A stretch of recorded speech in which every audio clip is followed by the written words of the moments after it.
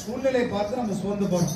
இந்த சூழ்நிலை இப்படிதான், இனிமேல் நமக்கு இப்படிதான் வாழணும்னு நம்ம பழகிக்கிறோம்.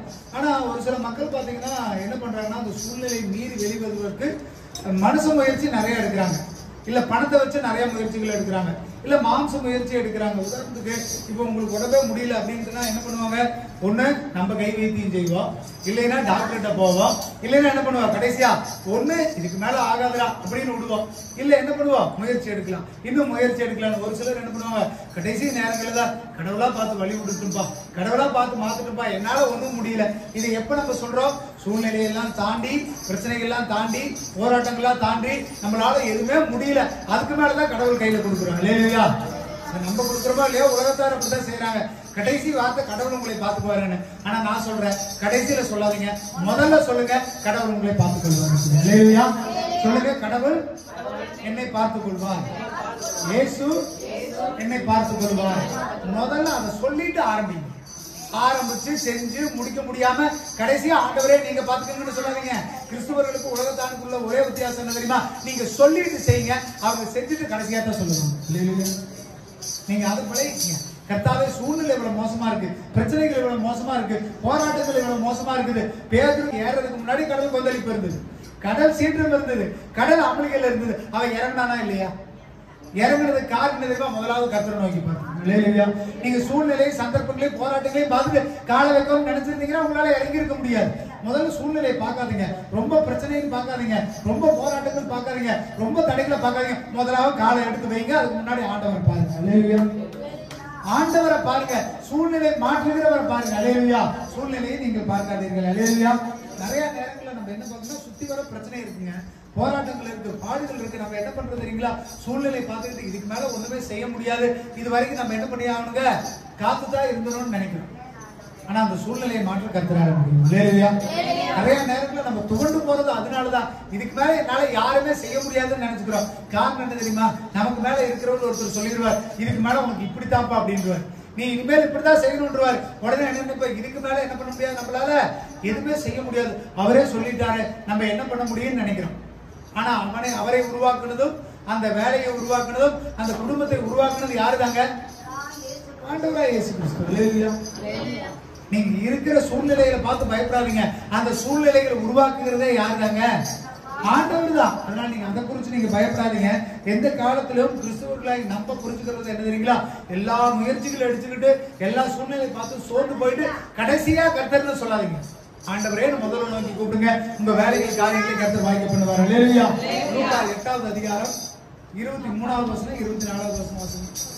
கடல் ஓடுகையே அவர் நித்திரையாய் இருந்தார். அப்பொழுது கடலிலே சுழல் காற்றுண்டானதால் அவர்கள் மோசம் அடையத்தக்கதாய் படகு ஜலத்தினால் நிறைந்தது. அவர்கள் அவரிடத்தில் வந்து, ஐயரே ஐயரே, மறித்து போயினோம் என்று அவரை எழுப்பினார்கள். அவர் எழுந்து காற்றையும் ஜலத்தின் கொந்தளிப்பையும் அதட்டினார். உடனே அவைகள் நின்று போய் அமைதல் உண்டாயிற்று. ஆமென். அல்லேலூயா. இந்த படகுல பிரயாணம் பண்ணிட்டு இருக்காங்க. பயங்கரமான கடல், பயங்கரமான கொந்தளிப்பு, பயங்கரமான புயல். இந்த புயலின் மத்தியில் அவங்க என்ன பண்றாங்களா, பயப்படுறாங்க. பிரச்சனை வந்தா பயப்படுறவங்க தைரியமா நிற்போமா, பயப்படுறதுதான் மனுஷனுடைய இயற்கை. மனுஷனுடைய பலவீனமே என்ன தெரியுங்களா, பயம். பயம் இருந்ததுன்னா உங்களுக்கு கோபம் நிறைய வரும், பயம் இருந்ததுன்னா உங்களுக்கு பதட்டம் நிறைய வரும், பயம் இருந்ததுன்னா தப்பான விஷயத்தை செய்வீங்க.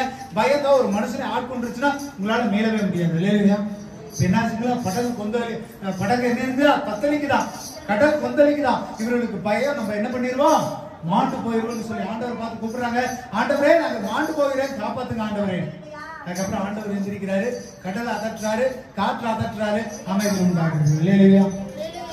நீங்க பயப்படாதீங்க நான் சொல்லல, உங்களால பயப்படாம இருக்க முடியாது. சூழ்நிலை பிரச்சனை தான், படகுங்கிற வாழ்க்கையில போராட்டங்கள் நிறைஞ்சதுதான். சூழ்நிலை உங்களை அலக்கழிச்சுக்கிட்டே இருக்கும். வேலையில ஒரு பிரச்சனை, குடும்பத்துல ஒரு பிரச்சனை, சொந்தக்காரங்கள ஒரு பிரச்சனை, பிள்ளைகளால பிரச்சனை ஏற்பட்டு தாங்க தெரியும். பிரச்சனை இல்லாத வாழ்க்கை யாருக்காவது இருக்குதா? யாருக்குமே இல்ல. அந்த சூழ்நிலையை சந்தர்ப்பத்தை பார்த்து பயப்படாதீங்க. நீங்க பயப்பட்டாலும் நீங்க பக்கத்துல இருக்கிற யாரு தான் கூப்பிடணுங்க, இயேசுவை நோக்கி கூப்பிடுங்க. அவர் எந்திரிச்சு என்ன பண்ணாருங்களாமா, பேசுங்க, அந்த வார்த்தை படிங்க. அவர் எழுந்து காற்றையும் ஜலத்தின் கொந்தளிப்பையும் அதட்டினார். காற்றையும் கடல் கொந்தளிப்பையும் அவர் என்ன பண்ணாரா, அவர் வந்துட்டு ரெக்வெஸ்டா கேட்டாரா, ஏப்பா அமைதியாருன்னு சொன்னாரா, இல்ல நின்றுன்னு சொன்னா, அவர் என்ன பண்ணாரா, அதட்டினாரா. அல்லேலூயா. கர்த்தர் உங்களுக்காக நிப்பாருங்க. உங்களுக்காக நிக்கிறவங்க கிட்ட போய் ஆண்டவர் மன்றாடிட்டு இருக்க மாட்டாரு. உங்களுக்கு எதிராக வருகிற பிரச்சனைக்கு நேரா நின்னுட்டு ஆண்டவர் வந்துட்டு ரெக்வெஸ்ட் எல்லாம் பண்ணிட்டு இருப்பாரு. உங்களுக்கு பிரச்சனைனா ஆண்டவர் அடுத்த நிமிஷமே இறங்கி அடிப்பாரு. ஹல்லேலூயா. ஒரே அதட்டு தான். உங்களுக்கு எதிராக சத்துருக்கள் எழும்பலாம், உங்களுக்கு எதிராக விரோதிகள் எழும்பலாம், உங்களுக்கு எதிராக நண்பர்கள் எழும்பலாம், உங்களுக்கு எதிராக சொந்த குடும்பத்தினரே எழும்பலாம். நீங்க வேலை செய்கிற இடங்கள்ல பிரச்சனைகள் போராட்டங்கள் இருக்கலாம். ஆண்டவர் உங்களுக்காக கெஞ்சிக்கிட்டுலாம் இருக்க மாட்டார். ஒரே அதட்டு நில்லுனா அது என்ன ஆகும்? நீங்க தான் போய் கெஞ்சிக்கிட்டு இருக்கணும். ஐயா எனக்கு லீவு கொடுங்கய்யா, ஐயா எனக்கு மாத்தி கொடுங்கய்யா, ஐயா எனக்கு வந்துட்டு உடம்பு சரியில்லைங்கய்யா, ஐயா சொந்தக்காரங்கிட்ட நிக்கணும், என்னால முடியல. எல்லாத்துக்கும் கெஞ்ச வேண்டிய நிலைமை உங்களுக்கு. நம்ம கெஞ்சிதான் தீரணும். ஆனா ஆண்டவர் பேசினாருன்னா என்ன பண்ணுவார்? கெஞ்சுவார். ஆண்டவர் பேசினா என்ன பண்ணுவாரு? உங்க பையன்கிட்ட கெஞ்சாதீங்க, டேய் இப்படி செய்யடா, டேய் இப்படி பண்றா, டேய் அதை பண்ண கெஞ்சாதீங்க. ஆண்டவர் பேசினா என்ன பண்ணுவாரு? கெஞ்சற பழக்கத்தை விடுங்க, அழுகிற பழக்கத்தை விடுங்க, பயப்படுற பழக்கத்தை விடுங்க. எல்லாத்தையும் மீறி ஒருத்தர் இருக்கிறார், அவர்கிட்ட சொன்னா எல்லாமே நடக்கும். அவர் கெஞ்சவும் மாட்டாரு, அழுகவும் மாட்டாரு, மத்தவங்கிட்ட போயிட்டு அதை செய்யணும் பரிந்து பேசவும் மாட்டார். அவர் ஒரே வார்த்தை அதட்டுவார், அது நடந்தே தீரும். கரங்களை தட்டி தேவனுடைய நாமத்தை மகிமைப்படுத்துவார். எதுக்கு இன்னும் போய் சூழ்நிலை பார்த்து பயந்துட்டு இருக்கிறீங்க? மண்டி போட்டுக்கிட்டு அழுதுகிட்டு இருக்கிறீங்க. ஐயோ அவன் அதை செய்து, இவன் இதை செய்து, அவங்ககிட்ட அதை கொடுத்தா தான் செய்வான், இவங்கிட்ட இதை கொடுத்தா செய்வான் மன்றாடிக்கிட்டு இருக்காதீங்க. உங்களுக்காக அதட்டி கட்டளை கொடுத்து அதை தடுத்து நிறுத்துகிற சர்வ வல்லமையுள்ள தேவனாய கர்த்தர் நம்ம பட்சத்தில் இருக்கிறார். ஹல்லேலூயா. அவரை பக்கத்துல வச்சுட்டு போய் நம்ம போய் கெஞ்சலாமா? நம்ம போய் அழுகலாமா? அதுக்கு முன்னாடி நீங்க என்ன பண்ணணும்? முழங்கால் படிக்கிட்டு ஆண்டவரே நோக்கி கூப்பிடுங்க. அப்பவே ஆண்டவர் உங்களுக்கு செய்ய வல்லவராயிருக்கிறார். ஹல்லேலூயா. கெஞ்சறத முட்டி அதட்டுறத விட்டு நீங்க பேச்ச நீங்க கொடுங்க. ஹல்லேலூயா. இனிமேல் போய் பறித்து பேசிட்டு இருக்காங்க. போராட்டம் இருக்கு, ஆனா கடல் கொந்தளிப்பு இருந்ததா இல்லையா? படகு ஆடிச்சா இல்லையா? போராட்டம் இருந்ததா இல்லையா? நம்ம நினைச்சிருந்தா என்ன பண்ணிருக்கோம்? பவுல் காலத்துல என்ன பண்ணாங்க? சாப்பாடு மூட்டையெல்லாம் தூக்கி கொட்டுனாங்க. யோனா காலத்துல என்ன பண்ணாங்க? யோனாவை தூக்கி கடல்ல போட்டாங்க. அந்த படகுங்கிற வாழ்க்கையில உங்களுக்கு போராட்டங்கள் வரும்பொழுது, பிரச்சனைகள் வரும்போது, பாடுகள் வரும்பொழுது நீங்க அதை பார்த்து பயப்படாதீங்க. நீங்களா பார்த்து அதை சரி செய்யணும்னா சரி செய்ய முடியாது உங்களால. கடைசி வரைக்கும் அந்த தத்தளிப்புல, அந்த கொந்தளிப்புல, அந்த கவலையில தான் நீங்க பிரயாணம் பண்ணணும். ஆனா ஒரே வார்த்தை இயேசுவேன்னு கூப்பிட்டு பாருங்க, அவர் ஒரே அதட்டுவார். உங்க வாழ்க்கை எல்லாம் ஸ்மூத்தா நிற்கும். ஹல்லேலூயா. அதுக்கப்புறம் படகு நிம்மதியா போகும், அதுக்கப்புறம் படகு ஆடாம போகும், அதுக்கப்புறம் உங்க சூழ்நிலைகளும் உங்களுக்கு நிலையாய் மாறும். ஹல்லேலூயா. சூழ்நிலையை ஆண்டவர் மாற்ற வல்லவராக இருக்கிறார். ஹல்லேலூயா. 22வது வசனத்தை வாசிங்க. பின்பு ஒரு நாள் அவர் தமது சீசரோடும் கூட படவில் ஏறி கடலின் அக்கறைக்கு போவோம் வாருங்கள் என்றார். அப்படியே புறப்பட்டு போனார்கள். ஆமென். ஹல்லேலூயா. இதுதான் முதல் அதிகாரம். ஆண்டவர் யாரோட தெரியுமா பிரயாணம் பண்றாரு? சீசர்களோட பிரயாணம் பண்றதுக்கு படவுல ஏறாராமா. ஹல்லேலூயா. இந்த வார்த்தை அருமையான வசனம். இதை நீங்க புரிஞ்சு வச்சுக்கங்க. இது உங்களுக்கு புரியுதா இல்லையாங்க? நம்மோடு பயணம் செய்யறதுக்கு ஆண்டவர் கூட தான் இருக்காரு. அந்த வாழ்க்கைங்கிற படவுல கொந்தளிப்பு வரும், தத்தளிப்பு வரும். நீ கவலைப்படாத, நான் உங்க கூட பயணம் செய்யறேன். ஆண்டவர் அந்த படவுல ஏறிட்டேன். ஹல்லேலூயா. நம்ம வாழ்க்கையில ஆண்டவர் கூட இருக்கிறாருங்க. எப்பெல்லாம் உங்களுக்கு கொந்தளிப்பு வருதோ, எப்பெல்லாம் தத்தளிப்பு வருதோ, ஆண்டவரே கூப்பிடப்படுதோ அவர் எந்திரிச்சு என்ன பண்றாரு? அதை அதட்டுகிறார்னு சொல்லப்படுகிறது. ஹல்லேலூயா. 22வது வசனத்துல சொல்லப்படுகிறது, ஆண்டவர் தனியாலாம் வரல, அவர் உங்களோடவே பயணம் செய்கிறவரா இருக்கிறார். ஹல்லேலூயா. ஏன் தெரியுமா? உங்க வாழ்க்கையில போராட்டம் வரும்போது அதை தடுத்து நிறுத்தணும். நீ சஞ்சலப்படுவ, நீ கஷ்டப்படுவ. ஆனா உங்க படவுல யார் இருக்கிறா? உங்க வாழ்க்கையில யார் இருக்கிறா? இயேசு இருக்கிறாருங்க. அவர் கூட தாங்க இருக்கிறாரு. அவரை கண்டுபிடிச்ச ஆண்டவரே கூப்பிட்டீங்கன்னா அதை எல்லாத்தையும் அமைதல் பண்ணுவார். அது வேலையில இருக்கலாம், குடும்பத்துல இருக்கலாம், பண பிரச்சனையா இருக்கலாம், பிள்ளைகள்னால இருக்கலாம், சொந்த பந்தத்தினால இருக்கலாம். எந்த பிரச்சனைகளா இருந்தாலும் மாற்றவருக்கு ஆண்டவரால முடியுமா முடியாதா? காரணம் என்ன? ஆண்டவர் எங்க இருக்கிறாரு? நம்ம கூட இருக்கிறாருங்க. நம்ம படவுல பயணம் செய்யறாங்க, உங்களோட வந்துட்டு இருக்கிறாருங்க. அவர் விட்டெல்லாம் உங்களை போக மாட்டேன். அவர் சொல்றாரு, சீசரோட நான் என்ன பண்ணேன்? பயணம் செய்வதற்காக படவுல ஏறினாங்க. இதை ஒரு நாள் மறந்து போயிடாதீங்க. இதை ஒரு நாள் விட்டு போயிடாதீங்க. உங்களுடைய சூழ்நிலைகளை சரி செய்வதற்கு ஆண்டவர் படகில் ஏறுகிறார். ஹல்லேலூயா. 2வது வசனத்தை திரும்ப வாசிங்க. பின்பு ஒரு நாள் அவர் தமது சீசரோடும் கூட படவில் ஏறி பின்பு ஒரு நாள் அவர் சீசரோடனே படவில் ஏறி கடலின் அக்கறைக்கு போவோம் வாருங்கள். கடலின் அக்கறைக்கு போவோம் வாருங்கள் என்றார். வாருங்கள் என்றார். ஹல்லேலூயா. நடுக்கடல்ல விட்டுட்டு போவனாரா? என்ன சொன்னா? கடலின் அக்கறைக்கு போவோம். ஹல்லேலூயா. உங்க படகுல ஏறிட்டார்னா உங்களை அக்கறை கொண்டு போய் சேர்க்கிற அளவுக்கு அவர் விட மாட்டார். சரிங்களா? அக்கறைங்கிறது இந்த பூமியில இருந்து உங்களை கூட்டு போறதுக்கும் சரி, நித்திய ஜீவன்கிற அக்கறைக்கு கூட்டிட்டு போறதுக்கும் சரி, கர்த்தர் ஒரு நாளும் உங்களை விட மாட்டார். ஹல்லேலூயா. உங்க படகுல ஏறின கர்த்தர் எப்ப ஏறினாரோ உங்களை அக்கறைங்கிற நித்திய ஜீவனுக்கு கூட்டிட்டு போற வரைக்கும் ஆண்டவர் உங்களை கைவிடவே மாட்டார். ஹல்லேலூயா. பாதியில விட்டுட்டு போறது நண்பர்கள் விட்டுட்டு போவாங்க, சொந்த பந்தத்தை விட்டு போவாங்க, பிள்ளைங்க, கணவன், மனைவி எல்லாருமே பாதியில விட்டு போவாங்க. ஆனா உங்களுக்கு விடாம அக்கறை கூட்டிட்டு போற சேர்த்துறது யாருங்க? இயேசு மட்டும்தான். அவர் உங்க படவுல இருக்கிறாருங்க. அவர் கூட்டால வர்றதில்ல, அவர் உங்க கூடவே தான் இருக்கிறார். கடவுளை தட்டி தேவனுடைய நாமத்தை அந்த கடவுள இருக்கும்போது, அந்த படவுல இருக்கும் பொழுது கொந்தளிப்பு ஏற்பட்டாலும் சரி, தத்தளிப்பு ஏற்பட்டாலும் சரி, அதை பார்த்துக்கொள்ள யாரால முடியுங்க? நீங்க கூப்பிடுங்க, ஆண்டவரை நோக்கி கூப்பிடுங்க. சூழ்நிலை பார்த்து பயப்படாதீங்க. எப்பவுமே போராட்டம் தான். நல்லா வாழ்றவனுக்கும் போராட்டம் இருக்குது, நடுத்தரவுல நிக்கிறவனுக்கும் போராட்டம் இருக்கு. பிரச்சனை இல்லாத மனுஷன் யாருமே கிடையாது. அந்த போராட்டங்களுக்கு மத்தியில தான் ஆண்டவரும் பயணிக்கிறார், ஆண்டவரும் பார்க்கிறார். உங்களுக்கு வீசுற சூறாவளி படகுக்குள்ள இருக்கிற கத்தர் மேல படுமா படாதா? உங்களுக்கு இருக்கிற தத்தளிப்பு படகுல இருக்கிற கத்தருக்கு வருமா வராதா? ஏன்னா அவர் நீங்க கூப்பிடுற வரைக்கும் பார்த்துட்டு இருக்கிறார். நீங்க கூப்பிடலீங்கன்னா கத்தர் அதை அனுபவிச்சுக்கிட்டு தாங்க இருக்கிறாரு. ஆண்டவரே நீங்க கூப்பிடாத வரைக்கும் உங்களுக்கு இருக்கிற பிரச்சனை அவருக்குள்ளே இருக்குமா இருக்காதா? படகு ஆடி இருக்கும், அவரும் உட்கார்ந்துருப்பாரு, தண்ணி மேல வந்து பட்டிருக்கும், அவரும் காத்திருப்பாரு. தாங்கிக்குவேன், நான் சகிச்சுக்குவேன், நான் பரவாயில்ல, அவன் என்னை பேசுனா பேசட்டும், நான் இவ்வளவு காலத்துக்கு நான் போய்க்கிறேன், என்ன முடிக்கிட்டு நினைச்சீங்கன்னா அந்த வலி, அந்த வேதனை யாருக்கு தான் இருக்கும்? இயேசு அனுபவிக்கிறாருங்க. உங்களாலதான் காயப்பட்டார், கண்ணீர் விட்டார், ரத்தம் சிந்தினார். திரும்ப உங்க படவுல பயணம் செய்கிறவர் உங்களால இன்னும் கஷ்டப்படணுமா? நீங்களும் கஷ்டப்படுவீங்க, அவரே கஷ்டப்படுத்திக்கிட்டு தான் இருக்கிறீங்க. ஒரு வார்த்தை சொல்லுங்க, ஆண்டவரே, ஆண்டவர் அதை மாற்ற வல்லவராக இருக்கிறார். அல்லேலூயா. நான் சொல்ற அர்த்தம் புரியுதுங்களா? உங்க பையன் உங்களுக்கு துக்கத்தை உண்டு பண்றானா அது யாருக்கு தான் துக்கம்? நம்ம படவுல பயணம் செய்யற நீங்க கடல்ல கஷ்டப்பட்டு கவலைப்பட்டு உங்களை கேவலப்படுத்துறாருன்னா அது யாருக்கு தான் கஷ்டம்? உங்க படவுல பயணம் செய்யற இயேசுவுக்கு தான் கஷ்டம். நான் சொல்றது புரியுதா இல்லைங்களா? படவுல கர்த்தர் உட்கார்ந்து இருக்கிறார், படகு புறப்பட்டுருச்சு, கடல் கொந்தளிக்குது, கடல்ல என்ன பண்றாங்க? படகு தத்தளிக்குது. கடலுக்குள்ள ஆண்டவர் முட்டு ஏசியில உட்கார்ந்துருக்கிற மாதிரி இருந்திருப்பாரா? சொகுசு சேர்ந்து உட்கார்ந்துருக்கிற மாதிரி உட்கார்ந்துருப்பாரா? ஜாக்குவார் கார்ல போனா ஆடவே ஆடாதாமா, அப்படி ஆடாம உட்கார்ந்துருப்பாரு ஆண்டவர். ஏங்க மக்கள் ஆடுனாங்கன்னா ஆண்டவர் தான் ஆடி இருப்பாரு. தத்தளிப்புல அவன் கஷ்டப்பட்டு இருந்தான்னா ஆண்டவர் தான் கஷ்டப்பட்டு இருப்பாரு. நீங்க எவ்வளவு நாள் ஆண்டவரை கஷ்டப்படுத்த போறீங்க? நீங்களும் கஷ்டப்படுத்த ஆண்டவரையும் கஷ்டப்படுத்த போறீங்களா? ஆண்டவரே நோக்கி கூப்பிட்டு எல்லாரும் அமைதியா பிரயாணம் பண்ண போறீங்களா? இல்லையா?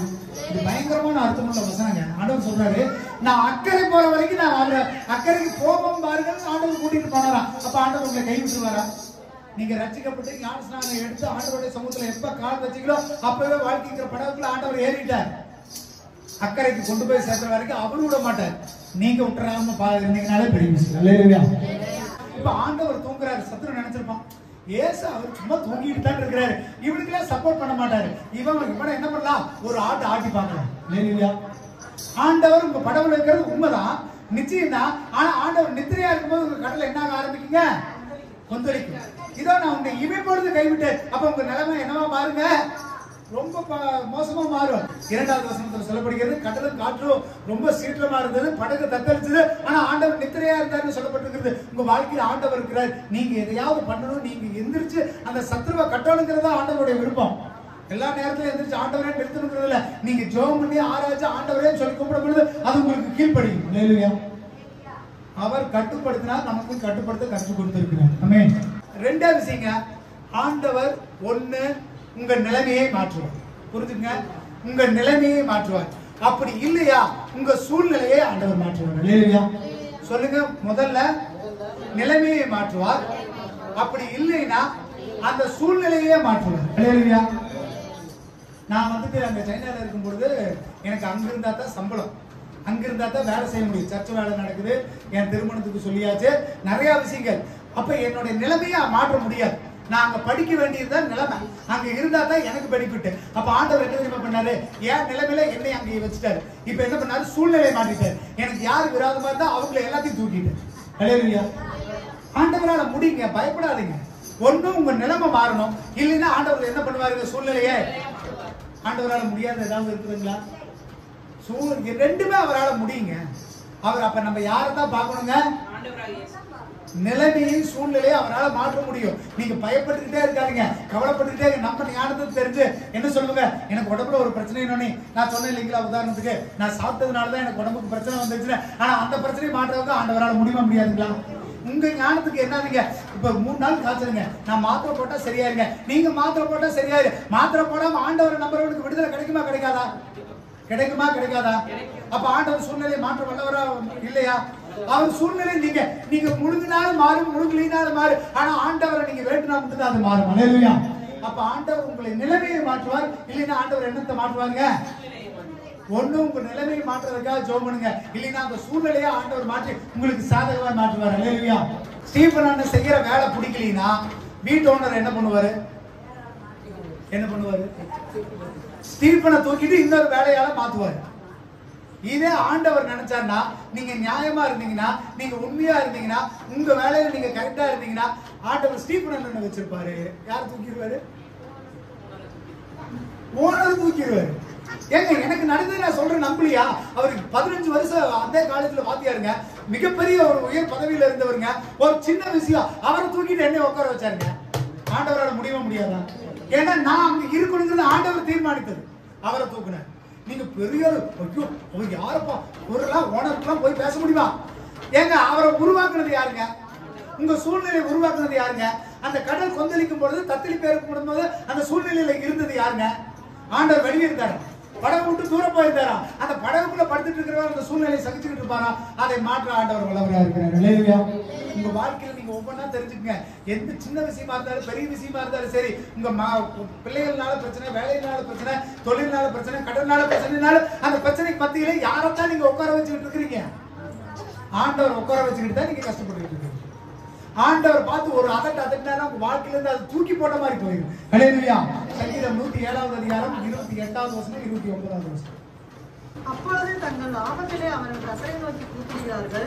அவர்கள் இக்கட்டுகளுக்கு அவர்களை நீங்களாக்கி விடுவிக்கிறார். கொந்தளிப்பை அமர்த்துகிறார், அதன் அலைகள் அடங்குகின்றது. ஆமென். அல்லேலூயா. ஆபத்துல அவர்கள் நோக்கி கூப்பிட்டாங்கன்னா ஆண்டவர் என்ன பண்றாராமா? அதை அதட்டி அந்த கொந்தளிப்பை, அந்த தத்தளிப்பை ஆண்டவர் நிறுத்த வல்லவராக இருக்கிறார். அல்லேலூயா. மனுஷனால முடியாதுங்க. நான் என்னால தாங்கக்கூடிய அளவுக்கு தான் சத்தி தாங்க முடியும். என்ன பண்றது? அதுக்கு மேல யாருதான் காப்பாத்தணுங்க? ஆனா நான் உங்களுக்கு என்ன சொல்லி கொடுத்த பிரசங்க ஆரம்பத்துல, தாங்க முடியற வரைக்கும் பொறுத்துட்டு இருக்காதீங்க. ஆரம்பிக்கும் பொழுது ஆண்டவரே கூப்பிடுங்க, அந்த பிரச்சனையை ஆண்டவர் மாற்றி போடுவார். இல்லையா? இப்ப இந்த ஆபத்து காலம் வருது, தத்தளிப்பு வருது, போராட்டம் வருது, இவங்க நோக்கி கூப்பிடும் பொழுது ஆண்டவர் எல்லாத்தையும் நிறுத்துறாராமா. அவரால் நிறுத்த முடியுமா முடியாதா? ஆனா கூப்பிடாம நிறைய நேரங்களில் நம்மளா முடிவு எடுத்துக்கிறோம். நீங்க கூப்பிடும் பொழுது அந்த படகு, தத்தளிப்பு, கொந்தளிப்பை மாற்றுவதற்கு நம்ம கிட்ட யார் இருக்கிறா? அப்புறம் எங்க கவலைப்படுறீங்க? உலகத்தாங்கிட்ட தாங்க அவன் இல்ல. நம்ம கிட்ட ஆண்டவர் இருக்கும் பொழுது கொந்தளிப்பு ஏற்படும் பொழுது, தத்தளிப்பு ஏற்படும் பொழுது, குடும்பத்துல ஒரு சின்ன போராட்டனால பையனை திட்டாதீங்க, சின்ன போராட்டனால வேலை செய்யற இடத்துல திட்டாதீங்க, சின்ன போராட்டனால மனைவி திட்டாதீங்க. நீங்க ஆண்டவர்கிட்ட நோக்கி ஆண்டவரேன்னு கூப்பிடுங்க. அந்த தத்தளிப்பை, கொந்தளிப்பை மாற்ற யாரால முடியும்? அப்ப அவரை நோக்கி கூப்பிடுங்க. யோவான் 6வது அதிகாரம் 18வது வசனம் 19வது வசனம் வாசிங்க. பெருங்காற்று அடித்தபடியினாலே கடல் கொந்தளித்தது.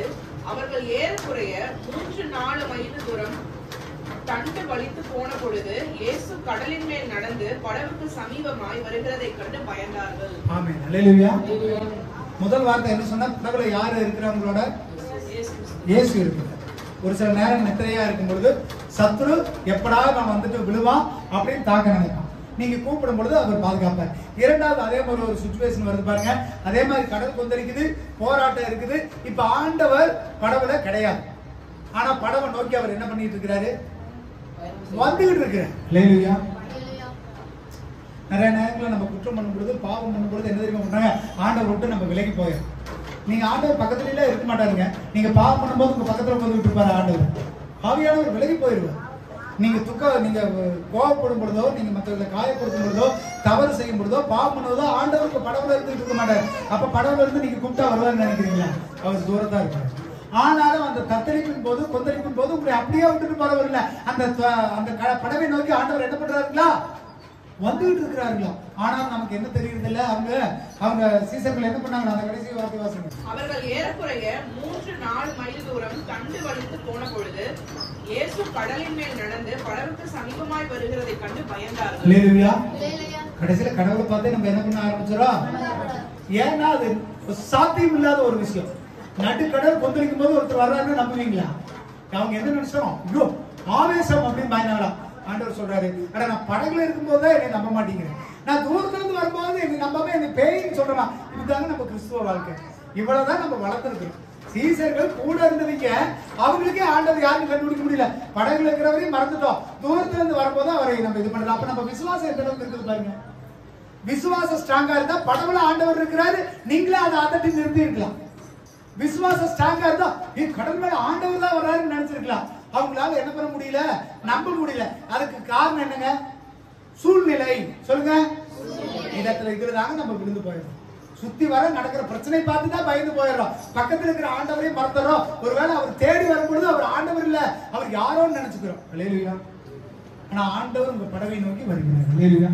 உங்க சூழ்நிலை எவ்வளவு மோசமா இருந்தாலும் சரி, ஆண்டவர் உங்களை ஒரு நாள் ஆண்டவர் உங்களை அலக்கழிக்க மாட்டார், உங்களை தள்ளிவிட மாட்டார். உங்களை நோக்கி அவர் வந்து கொண்டு இருக்கிறார். அல்லேலூயா.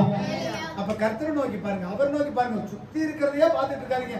சுத்தி இருக்கிறத பார்த்தா உயிர் வாழவே முடியாது. ஒண்ணு சகிச்சுக்கிட்டு வாழணும், இல்லைன்னா ஒரு நாள் வாழவே முடியாது. ஆனா நமக்கு கத்து கொடுத்து வழி நடத்தி பாதுகாத்து தப்பு வச்சு வைக்கிறவரை நம்ம பக்கத்திலே வச்சுக்கிட்டு இன்னும் நீங்க கவலைப்பட்டு இருக்கலாமா? இன்னும் சூழ்நிலையை பார்த்து பயப்படலாமா? அவர் அப்படி சொல்லிட்டாரு, இவர் இப்படி சொல்லிட்டாரு, இனிமேல் என் நிலைமை இதுதாங்கிற வார்த்தையை நீங்க முதல்ல விட்டோலீங்க.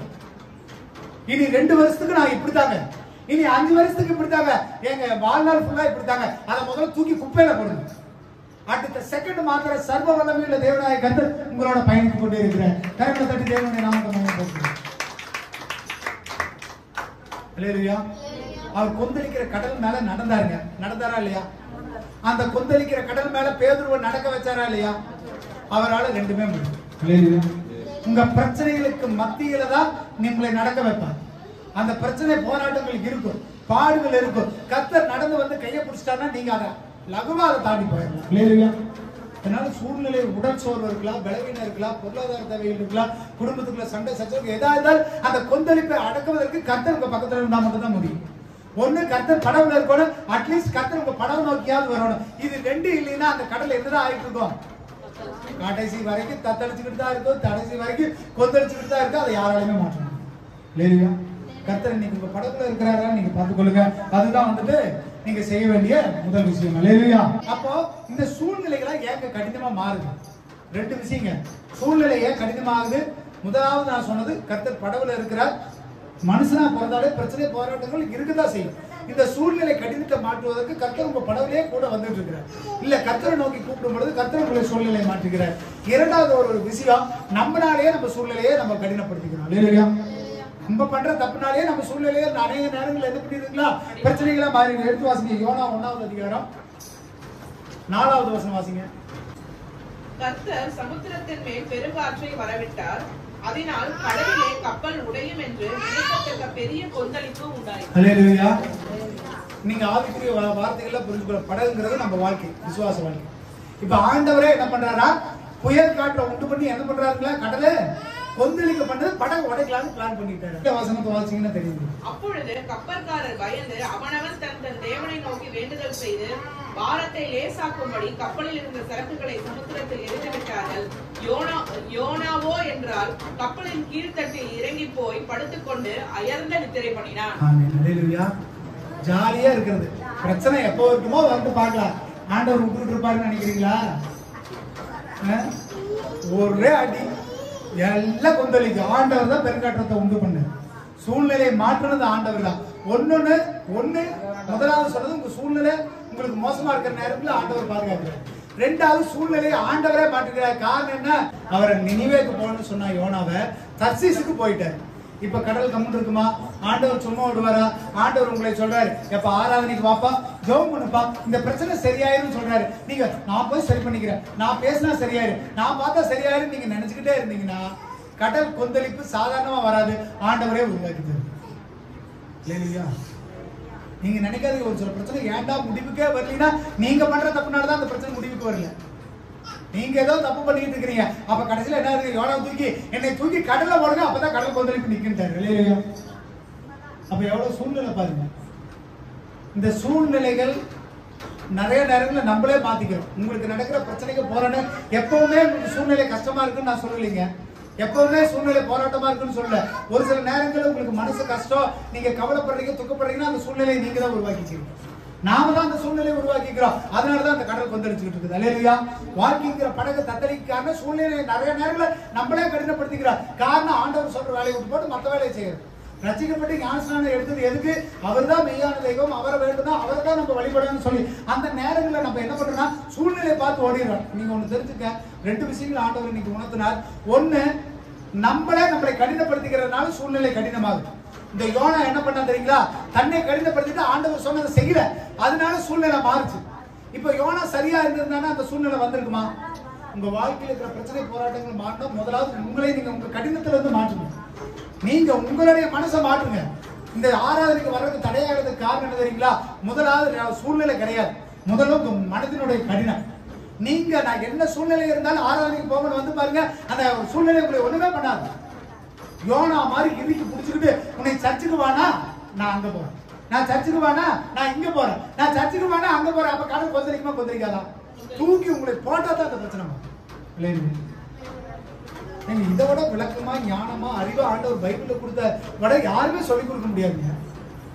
முதலாவது உங்களுக்கு சூழ்நிலை, எனக்கு அங்க வந்துருச்சு அதனால போறேன் இங்க, அது 2வது சூழ்நிலை. கடல் கொந்தளிப்பு ஃபர்ஸ்ட் ஏற்பட்டுச்சா? கடல் கொந்தளிப்பு யோனாவை போற இடத்துக்கு போக சொல்லி கடல் கொந்தளிச்சிருக்குமா? உங்க வாழ்க்கையில பிரச்சனை ஏன் ஏற்படுதுன்னா உங்களுடைய கடினத்தை நிமித்தம் தான். முதலாவது நீங்க விட்டு கொடுங்க, சூழ்நிலை குறை சொல்லாதீங்க. என்னை அங்க கூப்பிட்டாங்க இங்க கூப்பிட்டாங்க, முதலாவது நான் வந்தே ஆகணுங்கிற ஒரு முடிவுல நின்று பாருங்க. உங்களால யாருமே எதையுமே பண்ண முடியும். சபைக்கு வர முடியாத போற காரணம் உங்க பிரச்சனை, உங்க மேல இருக்கிற பிரச்சனை. நீங்க நான் போய் ஆகணும் சரியா நின்று பாருங்க, அந்த பிரச்சனை உங்களை ஒண்ணும் பண்ணாது. சூழ்நிலை சாக்கு போக்கல. 2வதா, முதல்ல யோனா போற இடத்துக்கு போயிருந்தா கடல் கொந்தளிச்சிருக்கா. சூழ்நிலையில நீங்க காரணமே சொல்லாதீங்க. முதல்ல நீங்க சரியா இருந்தீங்கன்னா அந்த சூழ்நிலையை சரி பண்ண முடியும். ஆண்டவர்கிட்ட வேண்டுதல் பண்ணுங்க. கடல் கொந்தளிக்கதா செய்யும், போராட்டங்கள் இருக்குதா செய்யும், ஆண்டவரை நோக்கி கூப்பிடுங்க. அல்லேலூயா. முதலாவது நமக்கு சூழ்நிலைகள் மோசமா இருக்கிற நேரத்தில் என்ன நடக்குதுன்னு பாத்தீங்கன்னா, கர்த்தர் உங்க படவுல இருக்கிறார், நீங்க நம்பி விசுவாசிச்சு கூப்பிட்டீங்கன்னா அந்த சூழ்நிலைகளை மாற்றிக்கிறாங்க. ஒருவேளை அந்த சூழ்நிலை கூப்பிட்டு சரியாகல எதுவும் பண்ணீங்கன்னா அந்த சூழ்நிலையை உருவாக்குனதே யாரு? ஆண்டவர் தான் உங்களுக்கு எதிராக உருவாக்கி இருக்கிறான்னு அர்த்தம். அப்ப அந்த சூழ்நிலையை மாற்றுவதற்கு நீங்க சரியான வழியை நோக்கி பாருங்க, அந்த சூழ்நிலைகளை மாற்றுவோம். அல்லேலூயா. அப்போ நம்ம தெரிஞ்சு கொள்ளணும், சூழ்நிலையை ஆண்டவர் மாற்றாரா, சூழ்நிலை நமக்கு எதிராக இருக்குதான்னு சொல்லி. அல்லேலூயா. ஆண்டவர் மாற்றி இருந்தாருன்னா நம்ம சரி பண்ணணும். ஒருவேளை சூழ்நிலை உங்களுக்கு எதிராக இருந்தாருன்னா ஆண்டவர் நோக்கி கூப்பிட்டே இருந்தா அந்த சூழ்நிலையை ஆண்டவர் மாற்ற வல்லவராக இருக்கிறார். அல்லேலூயா. அதனால நீங்க போராட்டத்தை பார்க்காதீங்க, கஷ்டத்தை பார்க்காதீங்க, துக்கத்தை பார்க்காதீங்க, கவலைகளை பார்க்காதீங்க. சூழ்நிலைகளை பார்த்து நீங்க என்ன பண்ணிடாதீங்க, சோர்ந்து போயிடாதீங்க. அல்லேலூயா. அல்லேலூயா. நான் சொல்லுங்க, don't judge yourself. Don't judge yourself. Given to the Lord. Given to the, நீங்களே தீர்மானிக்காதீங்க. சொல்லுங்க, கர்த்தர்கிட்ட ஒப்பு கொடுங்க. நீங்களே தீர்மானிக்காதீங்க, கர்த்தர்கிட்ட இந்த கணக்கு போடுறது, கால்குலேஷன் போடுறது, ஐடியா போடுறது, இப்படி செஞ்சா அப்படியா இருக்குமோ, இதனாலதான் இப்படி ஆச்சுமோ. நான் சொல்றது அதைத்தான் சொல்றேன். மனுஷ வாழ்க்கையில நீங்களே தீர்மானிக்காதீங்க. ஏன்னா தீர்மானிக்கிறதுக்கு ஆண்டவர் நம்ம படகுல இருக்கு. நீங்களா முயற்சி பண்ணாதீங்க, நீங்களா கஷ்டப்படாதீங்க, நீங்களா முடிவெடுக்காதீங்க. அது சின்ன விஷயமா இருந்தாலும் பெரிய விஷயமா இருந்தாலும் கர்த்தர்கிட்ட ஒப்பு கொடுங்க. நீங்களா தீர்மானிக்காதீங்க, அது எதுவுமே சரியா இருக்கு. இல்லையா?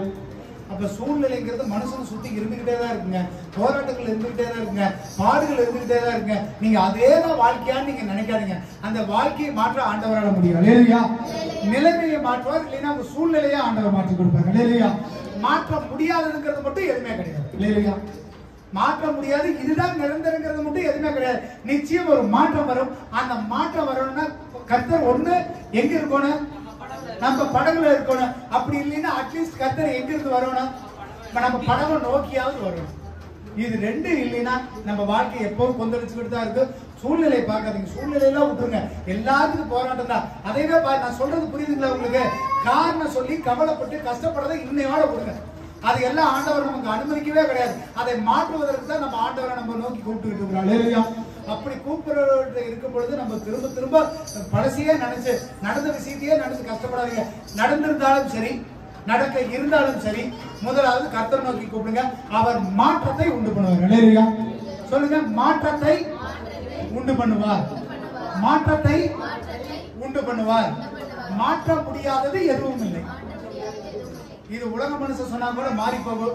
ஆண்டவர் பரத்துல இருந்து இன்னைக்கு உங்களுக்கு இந்த வார்த்தை கொடுக்கிறார். மாற்ற முடியாதது எதுவுமே இல்லை. எல்லா கணக்குல முழுவதும் எழுதுறது சோதரி சோதரி சோதரி கர்த்தாவே மகா இறக்கம் அன்பு தயவு நிறைந்த நல்ல தகப்பனை ஸ்தோத்திரிக்கிறோம், துதிக்கிறோம். இந்த ஆசீர்வதிக்கப்பட்டதான நல்ல ஓய்வு நாளுக்காக உங்களுக்கு நன்றி. கர்த்தர் ஆண்டவரே, நாங்கள் சூழ்நிலைகளை பார்த்தே சோர்ந்து போய் துவண்டு போய் ஆண்டவரே கிடப்பதெல்லாம் எங்க வாழ்க்கையை விட்டு மாறட்டும் ஆண்டவரே. எல்லா சூழ்நிலையும் மாற்றக்கூடிய கர்த்தரை நோக்கி நாங்கள் கூப்பிடுகிறோம் கர்த்தாவே.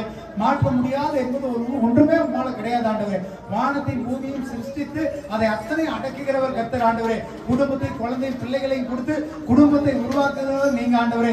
வேலையும் தொழிலையும் ஆசீர்வதிச்சு கொடுத்து அதில் உட்கார வைக்கிறவர் நீங்க ஆண்டவரே. இந்த பூமியில நல்ல உடல் சுகபல ஆரோக்கியத்தை கொடுத்து வியாதியிலிருந்து விளக்குறவர் நீங்க ஆண்டவரே. இப்படி எல்லா காரியங்களையும் செய்கிற கர்த்தர் எங்களை நிச்சயம் பிரச்சனைகள் இருந்து போராட்டங்களிலிருந்து பாடுகளிலிருந்து மாற்ற முடியும் நாங்கள் விசுவாசிக்கிறோம் ஆண்டவரே. எங்களுக்கு பிரச்சனைகள் வரும்பொழுது கர்த்தாவே உங்களை நோக்கி கூப்பிடுகிறோம். கர்த்தர் அதை மாற்ற வல்லவராக இருக்கிறீரப்பா. இந்த நாளை வந்த பிள்ளைகள் ஒவ்வொருவரையும் ஆசீர்வதிங்க, குடும்பங்களை ஆசீர்வதிங்க, குழந்தைங்களை ஆசீர்வதிங்க, பெரியோர் சிறியோர் ஆண்டவரே ஒவ்வொருவரையும் நீர் பாதுகாத்துக் கொள்ளுங்க. தேவ பிரசனம், தேவ வழிநடத்தல், தேவ பாதுகாப்பு ஒவ்வொருவரையும் தாங்கி வழி நடத்திட்டு கர்த்தர் வருகிற மாதம் முழுவதும் ஆண்டவரே, வருகிற நாட்கள் முழுவதும் ஆண்டவரே எங்களை வழி நடத்துங்க.